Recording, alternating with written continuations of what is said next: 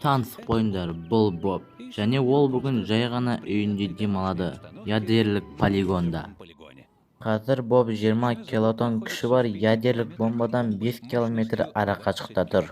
Осы бомбаны солтүстік Кореяны басқаратын Ким Чен Ын мейірімді түрде ұсынды. Айтпақшы, қызыл батырманы басатын ол. Өтінемін, Ким, баста. Жарылыс басталады. 3, 2, 1. Ядерлік саңырауқұлақ әдемі жарылыс. Бірақ жарық ұшқыны көздің күйуін шақырып және терінің. Сондықтан Бобқа қандай жағдай болмасын, оған қарауға болмайды. Егер де Боб эпи жарылыстан алыс емес жерде болғанда, жарық сәуле оны күйдіріп жіберетін еді.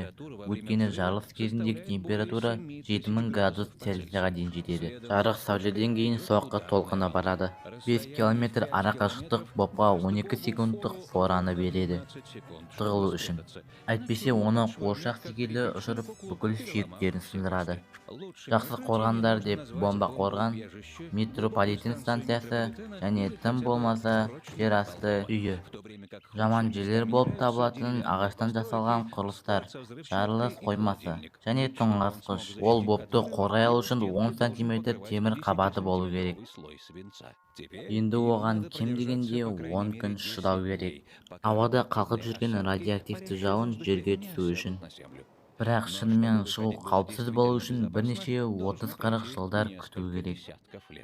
Сен күтуге дайынсың ба, Боб?